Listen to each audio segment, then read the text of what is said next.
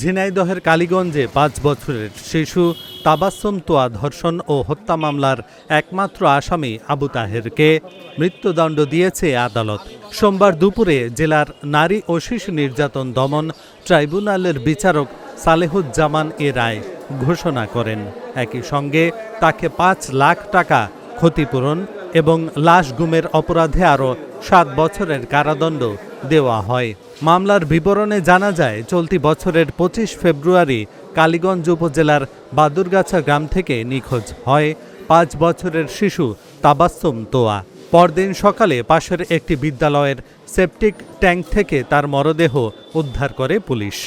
এ ঘটনায় শিশুটির বাবা অজ্ঞাত ব্যক্তিদের আসামি করে কালীগঞ্জ থানায় মামলা দায়ের করেন। তদন্তের এক পর্যায়ে পুলিশ ২৭ ফেব্রুয়ারি কুষ্টিয়া থেকে প্রতিবেশী যুবক আবু তাহেরকে গ্রেপ্তার করে। পরে তিনি আদালতে ১৬৪ ধারায় জবানবন্দিতে ধর্ষণ ও হত্যার দায় স্বীকার করেন। তদন্ত শেষে ২৬ মে পুলিশ তার বিরুদ্ধে চার্জশিট দাখিল করে।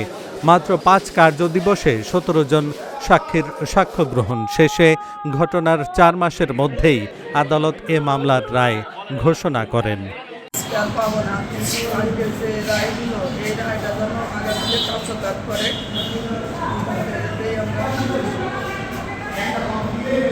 তাদের কাছে জোরালো দাবি, আর কোনো ধর্ষিতা লাশ যেন আমাদেরকে না দেখতে হয়, এটাই। রায়ে কি সন্তুষ্ট?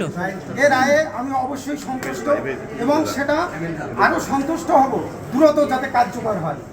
আমরা বিগত দিনে দেখেছি আসিয়া হত্যা এখনও কার্যকর হয়নি। আমরা এটা আকাঙ্ক্ষিত না। আমরা শুধু রায়ে বিশ্বাসী না, আমরা কার্যকরে বিশ্বাসী। এটা দ্রুত কার্যকর করতে হবে। আমি এই মামলায় রাষ্ট্রপক্ষের পিপি হিসাবে মাত্র ৫ কার্যদিবসে বিজ্ঞ বিচারক এবং অন্যান্য সংশ্লিষ্ট সকলের সহযোগিতায় বিচার কাজ সম্পন্ন করতে সক্ষম হয়েছে। এই মামলাটি ঝিনাইদহ জেলার শিশু তাবাসসুম ধর্ষণ এবং হত্যা মামলার একটা আলোচিত মামলা।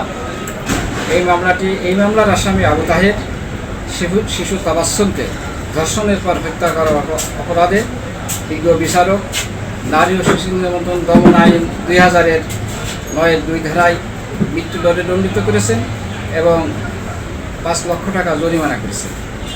দণ্ডবিধির ২০১ ধারায় এই মামলার আসামিকে ৭ বছর কারাদণ্ড এবং ২০,০০০ টাকা জরিমানা করেছেন। এই রায়ে আমরা রাষ্ট্রপক্ষ খুশি, বাদীর ভিকটিমের পরিবার, বাদী এবং তার স্ত্রী পরিজন সবাই খুশি। এই মামলাটা অতি দ্রুত সময়ের মধ্যে মহামান্য হাইকোর্টে ডেথ রেফারেন্স শুনানির জন্য উপস্থাপিত হবে। ওই ট্রাইব্যুনালে শুনানি শেষে এই মামলাটি রায় বহাল থাকবে বলে আমরা রাষ্ট্রপক্ষ থেকে আশা প্রকাশ করছি। এই মামলাটা দ্রুত বিচার নিষ্পত্তির জন্য মাননীয় প্রধানমন্ত্রী এবং মাননীয় আইনমন্ত্রীকে বিশেষভাবে ধন্যবাদ।